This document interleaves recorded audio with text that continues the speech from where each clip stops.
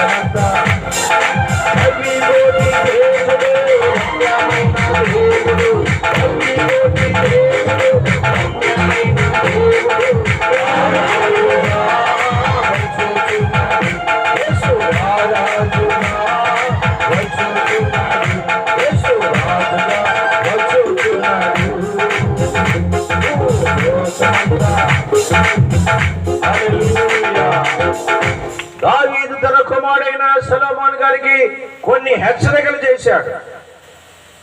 ప్రియ తండ్రులారా, మీరు కూడా హెచ్చరిక చేస్తున్నారా? బైబిల్ గ్రంథములో మొదటి దినవృత్తాంతముల గ్రంథం 28వ అధ్యాయం 9వ వచనం కనుక మనం చూస్తే దావీదు గారితో తన తండ్రి గారైన సొలొమోను ఎంతటి హెచ్చరికలు అంటే, సొలొమోనా నా కుమారుడా, నీ తండ్రి యొక్క దేవుడైన యెహోవా అందరి హృదయములను పరిశోధించువాడును, ఆలోచనలన్నిటినీ సంకల్పములన్నిటినీ ఎరిగిన వాడై ఉన్నాడు. నా కుమారుడా, నీవు ఆయనను తెలుసుకుని హృదయపూర్వకముగా మనోపూర్వకంగా ఆయనను సేవించుము.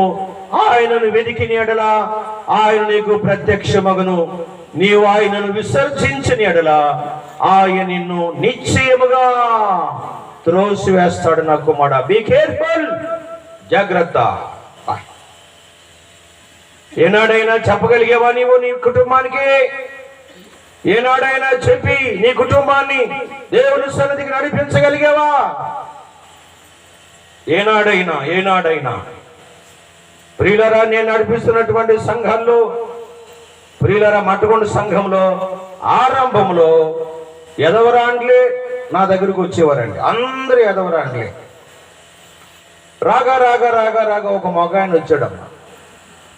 ఈ ఎదవరాండ్ల దెబ్బకి ఆయన కూడా పారిపోయాడు. బయటికి వెళ్ళి ఆయన ఏమని ప్రచారం చేశారంటే, ఫిలిప్పయ్య గారు సంఘం ఎదవమండల సంఘం అన్నాడు. ప్రియులరా, ఆ వ్యక్తికి తెలియదేమో ఎదవరాల పక్షంగా దేవుడు వ్యాజ్యం ఆడుతాడని.